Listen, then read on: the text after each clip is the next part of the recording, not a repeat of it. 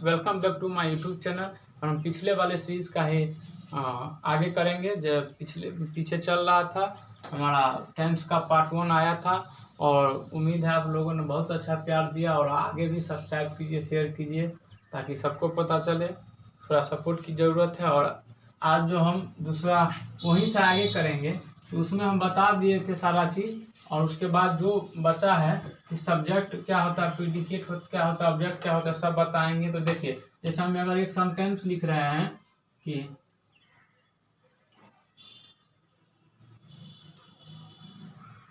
Mohan is a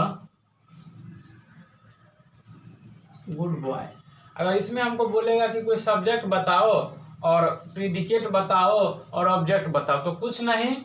अगर हम subject की बात करें तो जो नाउन या प्रोनाउन स्टार्टिंग में दिखे आपको जरूरी नहीं है, वही सब्जेक्ट होता है।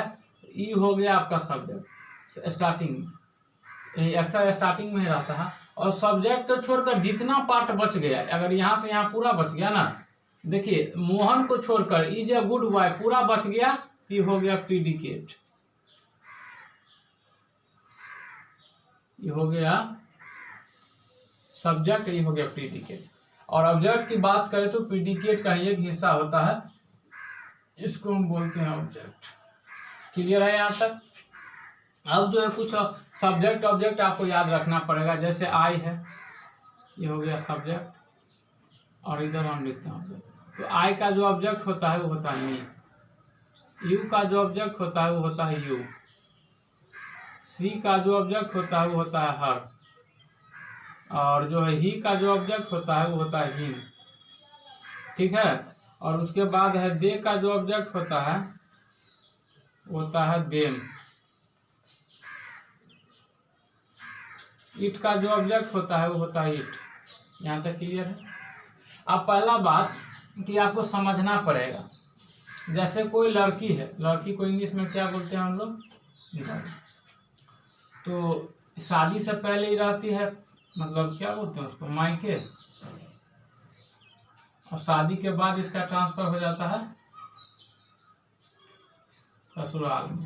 ट्रांसफर नहीं बोले, आना दोनों साइड टी लगा है, मतलब आना जाना रहता है। अगर नई नई शादी हुई है तो ये तो 70% यहीं रहती है और 30% इधर रहती है। और जब वहीं धीरे धीरे टाइम स्पेंड होते जाती है तो ई वाला कांटा जो है आगे पीछे हो जाता है। खैर चलिए, वो मेरा डिस्कस नहीं था। तो जैसे देखिए, लड़की मान के चलिए, इसका नाम मान के चलिए राधा है,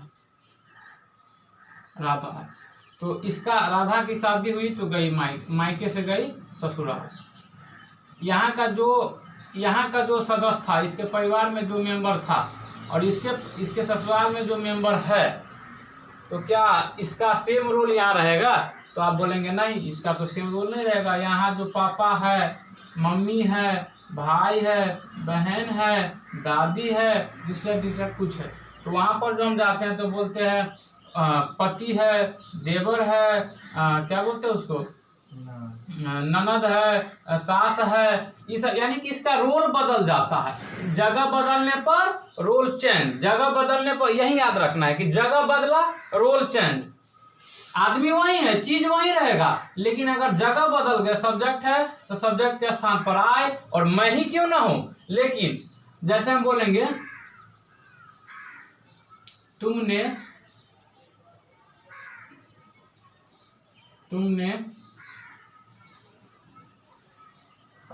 मुझे पीटा। अब बात बता, यहाँ सब्जेक्ट है तो हम दे देंगे यू। क्यों? अब मुझे पीटा तो ये तो टेंस पढ़ाए नहीं अभी, ये पढ़ाए तो नहीं अभी, लेकिन बता देते हैं। तुमने मुझे पीटा, तो ये पास्ट इंडेफिनिट है, तो यहाँ पर सब्जेक्ट के बाद V2 लगेगा, तो यू, और यहाँ पे V2 लगेगा। V2 बीट का V2 क्या होता है? बीट। और तुम है, तुम, तो यहाँ तो मुझे पीटा, तो तुमने मुझे पीटा। तो एक बात बताइए, मुझे मतलब मैं, तो आपके अनुसार होना चाहिए यहाँ पर आई, लेकिन आई नहीं होगा क्योंकि सब्जेक्ट पे रहता तब आई होता। यहाँ पर ऑब्जेक्ट आ गया तो ऑब्जेक्ट पर क्या होगा?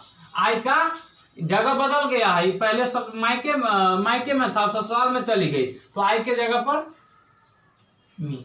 बात समझ में आया? चलिए इसी यही समझाने का प्रयास था मेरा। अब जो है हम टेंस की ओर बढ़ेंगे। और हाँ, सब्जेक्ट जो सिर्फ आपका नाउन प्रोनाउन ही नहीं होता है, जिरंड होता है, इन्फिनिटिव होता है। जैसे हम अगर बोलेंगे कि सब्जेक्ट क्या क्या हो सकता है, तो आप बोलेंगे कि सर नाउन है तो हो सकता है या प्रोनाउन हो सकता है जी नहीं। इसके बाद भी होता है जिरंड होता है, इन्फिनिटिव होता है, इन्फिनिटिव होता है। अब जिरंड किसको बोलते हैं? जिरंड का स्ट्रक्चर होता है V1 प्लस IN, स्टार्टिंग में लगा रहना चाहिए V1 प्लस IN, जिसका होता है 2 प्लस V1 स्टार्टिंग में। देखिए जैसे हम बोलते हैं ना, smoking is injurious to health, movie सब में लिखा रहता है। तो स्मोकिंग जो वहाँ पर स्टार्टिंग में आ गया, तो इसका मतलब क्या हुआ? स्मोकिंग जो है सब्जेक्ट है, और सब्जेक्ट है तो कैसा सब्जेक्ट है? तो ये जिरंड है। बात क्लियर है? चलिए हम आगे बात करेंगे कि प्रेजेंट इंडेफिनिट टेंस का हम रिकॉग्नाइज रूल बता दिए थे, और उसके बाद जो है हम कितना टाइप का क्वेश्चन पूछे थे हम बता दिए थे कि 4 टाइप का आपका क्वेश्चन पूछेगा। तो हम सबसे पहले बात कर रहे हैं अफर्मेटिव सेंटेंस के बारे में। अफर्मेटिव सेंटेंस पूछेगा तो आप लोगों को बनाना कैसे है। तो सबसे पहला बात हम पहचान बताए थे कि जिस सेंटेंस के लास्ट में ता हूँ, ती हूँ, ते हैं, ये सब बच्चा के लिए है। वैसे अगर आप कोई कंपटीशन लेवल के लिए तैयारी करें तो इसका कोई ज़रूरत नहीं है, बट इस चैनल से कुछ ऐसा भी है जिसको इंग्लिश बहुत वीक है, तो उसका हम थोड़ा लेवल अप करने का प्रयास कर रहे हैं। जो लोग जान रहे होंगे तो थोड़ा सपोर्ट करिएगा, आगे आगे जाएंगे तो मज़ा आएगा। कुछ नया नया वर्ड भी कराएंगे, जे उसका कहाँ कैसे रूल होता है, सारा चीज़ जिसको कंफ्यूजिंग क्लियर होता है वो सारा चीज़ कराएंगे। तो पहले अफर्मेटिव के बारे में बता दिए थे कि जो काम चलने की सूचना दे, यानी काम चल रहा है, काम में कोई रुकावट नहीं है, काम हो रहा है, तो उसको हम बोलते हैं अफर्मेटिव सेंटेंस। हम अपने भाषा में बोले थे कि how to recognise affirmative sentence. तो हम बोले थे कि हाउ टू रिकॉग्नाइज जिस सेंटेंस में नहीं लगा हो। तो इसका सबसे पहले कोई भी हम सेंटेंस बनाते हैं, तो कितना टाइप से बनता है? या तो पहले तो उसमें सब्जेक्ट रहेगा, उसके बाद रहेगा हेल्पिंग वर्ब, देखिएगा गौर से, हेल्पिंग वर्ब, और उसके बाद ऑब्जेक्ट नहीं रहता, लोग गलत कर देता है, ऑब्जेक्ट नहीं रहता। उसके बाद रहता है सब्जेक्ट कॉम्प्लीमेंट। ध्यान दीजिएगा, हेल्पिंग वर्ब के बाद ऑब्जेक्ट नहीं होता सेंटेंस में, हेल्पिंग वर्ब के बाद सब्जेक्ट कॉम्प्लीमेंट होता है। जैसे हम बोलेंगे ही इज अ टीचर, वो एक शिक्षक है, तो ये तो हेल्पिंग वर्ब हो गया। और हेल्पिंग वर्ब के बाद टीचर है, तो क्या ये ऑब्जेक्ट हो गया? आप बताइए, टीचर एक ऑब्जेक्ट है? ऑब्जेक्ट नहीं है, वो है, क्या है? वो एक कॉम्प्लीमेंट है, सब्जेक्ट कॉम्प्लीमेंट है। सब्जेक्ट कॉम्प्लीमेंट का करने का मतलब FB चलाते हो तो उसमें कमेंट करते हैं ना, तो यानी कि जो सब्जेक्ट के बारे में बताया गया हो, सब्जेक्ट के बारे में ही बताया गया कि अगर हम यहाँ से इसको ढक दे तो यहाँ बच गया ही, और ही को ढक दे टीचर, यानी जो ही है वही टीचर है, यानी दोनों एक ही आदमी है, तो हो गया सब्जेक्ट के बारे में कॉम्प्लीमेंट। और दूसरा किस तरह से सेंटेंस बन सकता है? तो बन सकता है सब्जेक्ट के बाद मेन वर्ब प्लस सब्जेक्ट। तीसरा बन सकता है सब्जेक्ट प्लस मेन वर्ब। चौथा बन सकता है subject plus helping verb plus main verb plus subject. यहाँ तक क्लियर? 4 तरह से सेंटेंस का फॉर्मेशन होता है कि जैसे हम बोलेंगे ही रन फास्ट, ही रन फास्ट, उसके बाद हम बोलेंगे ही इज प्लेइंग क्रिकेट, तो इसके ई जो हो जाता है कि हेल्पिंग वर्ब के बाद मेन वर्ब के बाद ऑब्जेक्ट। क्लियर है? इस तरह से 4 तरह से इसका सेंटेंस का फॉर्मेशन होता है, और मेरा मेन मुद्दा है इस पर आना। तो इसमें भी पहले स्टार्टिंग में सब्जेक्ट होगा, इसमें भी पहले स्टार्टिंग में सब्जेक्ट होगा, तो यहाँ पर सब्जेक्ट हम दे दिए, और उसके बाद चर्चा है, उसके बाद है। अब बात है कि यहाँ पर क्या होगा। अभी जो हम फिल इन द ब्लैंक दिए हैं, इसमें होगा क्या? तो इसमें जो होगा, तो आपको सबसे पहले समझना है कि फर्स्ट होता है rule, first form of the verb और शर्ट 5। तो इसका जो होगा यूज कहाँ होगा? V1 का यूज कहाँ होगा? V5 का यूज कहाँ होगा? तो V1 का यहाँ पे लिख लीजिएगा कि I, we, you, they and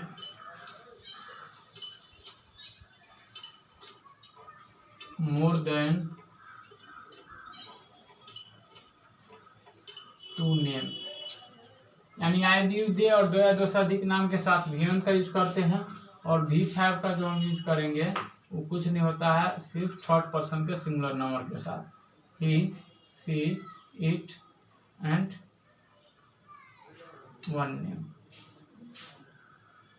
या इंडिविजुअल नेम बोल दे, व्यक्तिगत किसी का नाम है तो उसको हम बोल सकते हैं एक नाम के साथ।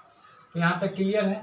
सबसे पहला V1 का शब्द समझ गए हम, और उसके बाद V5 का भी समझ गए। तो हम कुछ सेंटेंस लेते हैं, जैसे मैं खेलता हूँ,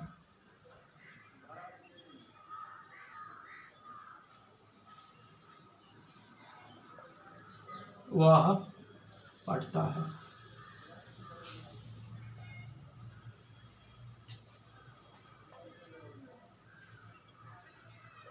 राम हमें पीटता है।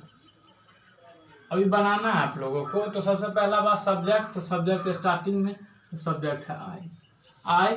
उसके बाद है खेलना, तो मेन वर्ब हो गया। तो मेन वर्ब आई के साथ क्या लगेगा, V1 की V5। तो आप कहेंगे इस सीरीज में देखेंगे तो आपको नजर आएगा कि आई के साथ V1 लगता है। तो खेलना है, खेलना का इंग्लिश होता है प्ले। क्लियर है। अब उसके बाद है वह पढ़ता है, तो वह पढ़ता है ई हो गया, वह पढ़ता है पढ़ती रहता, तो सी लड़का, इसका मतलब तो ही। अब ही के बाद क्या होगा, V1 की V5। तो आप कहिएगा V5, तो ही रीड्स। अब उसके बाद है राम हमें पीटता है। तो सबसे पहले राम दे देंगे, राम के साथ क्या लगेगा V5। तो पीटना का बीट तो हो जाएगा राम बीट्स। अब किसे पीटता है, हमें पीटता है। तो हमें का तो होता है भी, लेकिन ये बात हमने समझे। अब हमें शुरू में रहता तब भी, लेकिन अब तो जगह चेंज हो गया। अगर यहाँ रहता तो वी तो देते, लेकिन अब लास्ट में आ गया है। लास्ट में आ गया, डेट में सब्जेक्ट है, तो ऑब्जेक्ट का वी का ऑब्जेक्ट क्या होता है, अस। तो राम बीट्स अस। क्लियर है। चलिए अब हम बात कर रहे हैं निगेटिव। अब हम बात कर रहे हैं निगेटिव पर।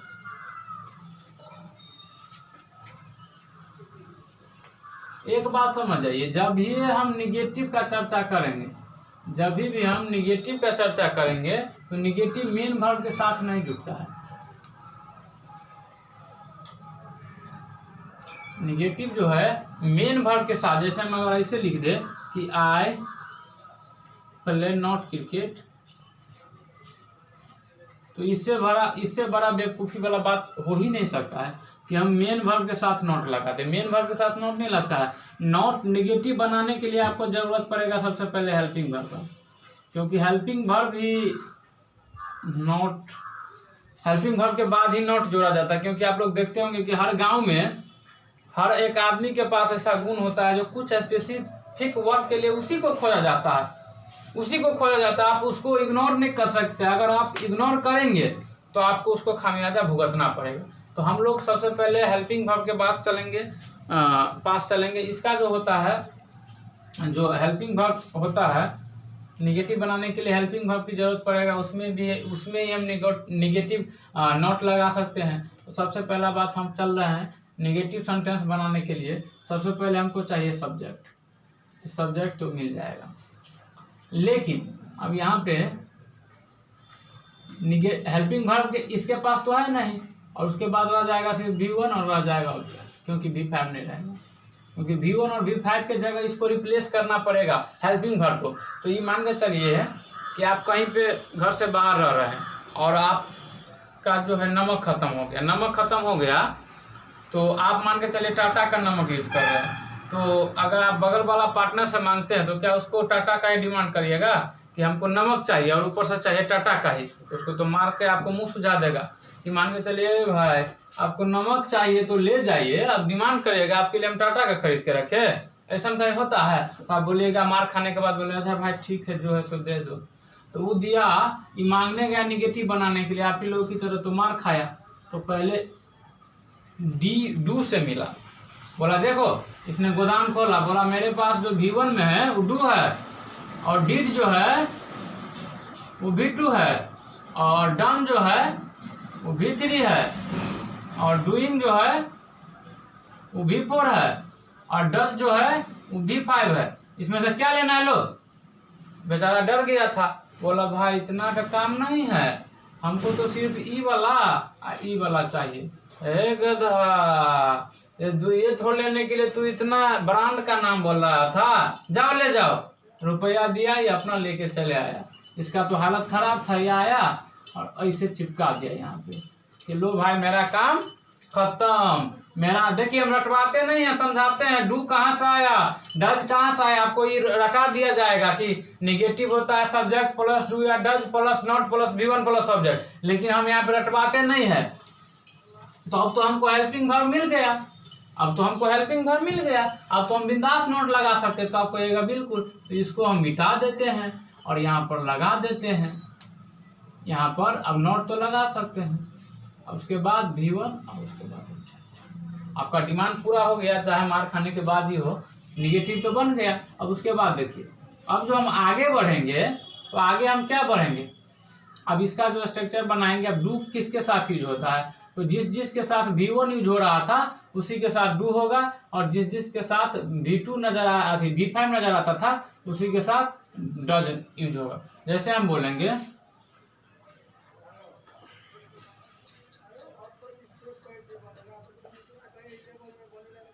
मैं नहीं जानता हूं, मैं तुम्हें नहीं जानता हूं। तो चलिए पहले हम बनाएंगे कि मैं है, तो सबसे पहले आई के साथ लगेगा डू, और डू के बाद तो नॉट लगेगा करेगा, हमेशा V1 लगेगा। तो आई डू नॉट नो, या इसी को शॉर्टकट में बोला जाता है डू। नॉट का शॉर्ट फॉर्म होता है डोंट। डज नॉट का शॉर्ट फॉर्म होता है डजंट। क्लियर है।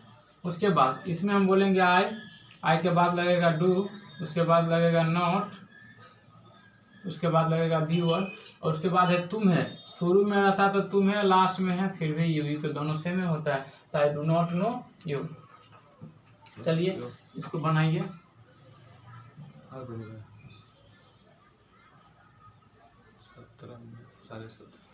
चलिए अब उसके बाद जो हम बात करते हैं, निगेटिव हो गया, हम बात करेंगे अब इंट्रोगेटिव सेंटेंस का।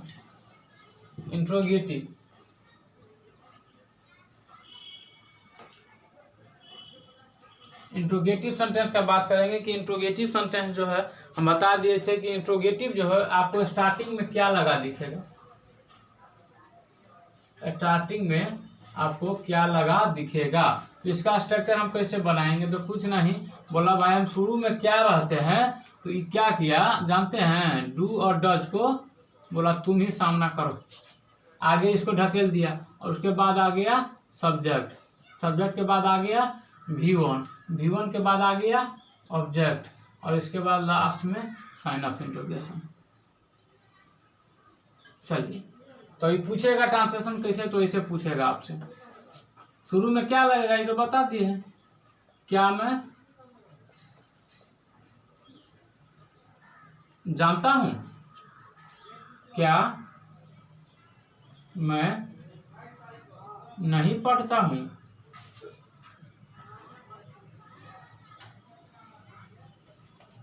अब बताइए क्या लगा है, तो सबसे पहले सब्जेक्ट हम देखेंगे। तो इसमें सब्जेक्ट है आई, और आई के अनुसार इसमें से क्या लगता है, तो आप कहेगा डू। तो डू आया जानना का, नो साइन ऑफ इंट्रोगेशन। लेकिन आप कहेगा आप तो निगेटिव का स्ट्रक्चर नहीं बताया है, तो निगेटिव याद रखना कि अगर ये इंट्रोगेटिव में निगेटिव बनाना है तो कुछ नहीं, या दो मेथड है, या तो आप सब्जेक्ट के बाद या सब्जेक्ट से पहले कहीं भी नोट लगा सकते हैं। यानी कि सब्जेक्ट है ना, तो इसके बाद आप यहाँ नोट लगा दीजिए, नहीं तो इससे पहले यहाँ नोट लगा दीजिए, आप पर डिपेंड है। यानी देखिए हम दोनों तरह से बना के दिखाएंगे। जैसे हम इसको ऐसे बोल सकते हैं, सब्जेक्ट है पहले नोट लगाएंगे तो डू नॉट आई रीड, ये भी हो सकता है, या इसका दूसरा ये भी हो सकता है, डू आई नॉट रीड। यानी सब्जेक्ट से देखिए, ये सब्जेक्ट हुआ, सब्जेक्ट से पहले, ये सब्जेक्ट हुआ, सब्जेक्ट के बाद नोट लगा दे, कहीं भी आप लगा सकते हैं। चलिए इसके बाद देख लीजिए, थोड़ा स्क्रीनशॉट ले लीजिए। इसके बाद हम चलेंगे आपको जो है सो WH क्वेश्चन की तरफ।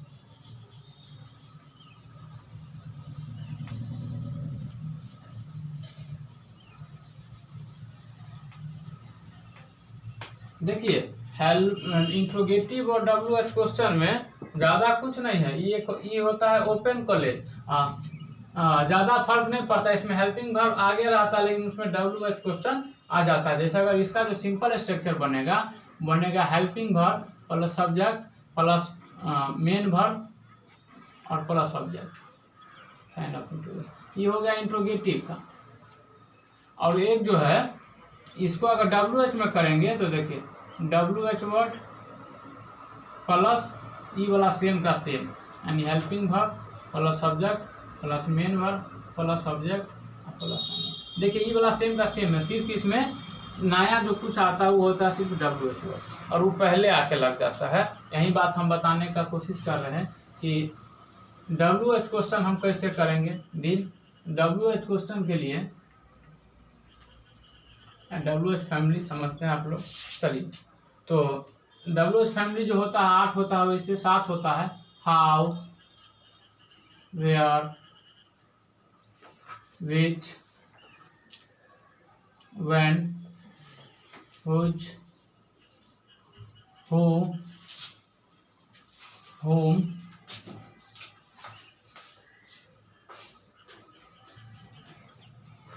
यही 7 होता है। और भी एक दो होता है, इसका कोई अथी नहीं है, याद रखिएगा। हाउ मतलब कैसा, वेयर मतलब कहाँ, विच मतलब कौन, व्हेन मतलब कब, विच मतलब किसका, हु मतलब कौन, विच मतलब जो होता है, सॉरी विच मतलब कौन सा, हु मतलब कौन, हु मतलब किनका या किसका। चलिए तो ये होता है, ये सब तो बेसिक चीज़ है। अब आगे जो हम बात करेंगे WH वर्ड का स्ट्रक्चर पे, जैसे हम बोलेंगे WH वर्ड प्लस डू या डज खेल दिया इसको, तो पहले वो तो सेम रहेगा interrogative plus subject plus V1 object sign of. चलिए अब इसी के अनुसार हम लोग चलेंगे, समझिए तो से रास्ता हो गया। तो इसी के हिसाब से हम अगर चलेंगे तो पहले जैसे हमको पूछ दिया क्या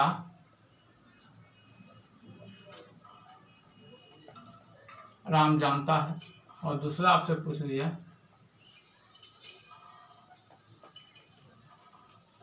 राम क्या जानता है। Two sentence you have, one क्या राम जानता है एंड अदर राम क्या जानता है। तो इसमें आपको सबसे पहले रिकॉग्नाइज करना है। तो हम बता दिए थे हाउ टू रिकॉग्नाइज में कि अगर क्या शुरू में लगा तो इंट्रोगेटिव है, तो इंट्रोगेटिव वाला दिमाग लगाना है। ये राम है तो राम रहबे करेगा, राम से पहले इसके अनुसार लगेगा डज राम नो। लेकिन अगर बीच में क्या कब कैसे आ जाए तो उसको हम WH क्वेश्चन में डील करेंगे। WH क्वेश्चन आपका क्या होता है कि सबसे पहले WH वर्ड लगाइए, तो WH वर्ड है क्या, तो आप कहेंगे व्हाट, और उसके बाद है डज, और उसके बाद है राम, और उसके बाद है नो। उम्मीद है कि आप लोग को अच्छा से समझ में आया होगा, क्लियर है। अगर इसमें भी नेगेटिव का बात है तो वहीं सब्जेक्ट से पहले या सब्जेक्ट के बाद, कोई ज़्यादा झंझट नहीं। अगर इसी का नेगेटिव बनाएंगे तो हम लिख देंगे what does not Ram know, या इसी नोट को हम रिप्लेस करके यहाँ ले जाएंगे। क्लियर है। तो प्रेजेंट टेंस यहाँ से आपका जो है सो बेसिक प्रेजेंट टेंस खत्म हुआ। उसके बाद हम आगे बढ़ेंगे, क्योंकि एडवांस अभी नहीं हम लेकर चलेंगे, सिर्फ बेसिक लेकर चलेंगे। क्योंकि एक बार जो बेसिक खत्म हो जाएगा ना तो एडवांस बच्चा को समझ में आएगा। इन बहुत सारा स्टूडेंट हमारे चैनल से ऐसा जुड़ा हुआ है इनको बेसिक नहीं है, तो इसलिए हम उसको अभी एडवांस में नहीं पकड़ रहे हैं। पहले बेसिक खत्म करेगा, आप लोग इस पर बेस्ट ट्रांसलेशन बनाइएगा। उम्मीद है समझ में आएगा आप लोगों को, ध्यान से आया। और मेरा एक चैनल है maths and English by Praveen Pratap, तो उसको आप सपोर्ट कीजिए, लाइक कीजिए, सब्सक्राइब कीजिए and press the bell icon as well, क्योंकि हो सकता है आने वाला जो हमारा वीडियो होगा उसका नोटिफिकेशन आपको समय पर मिल जाएगा।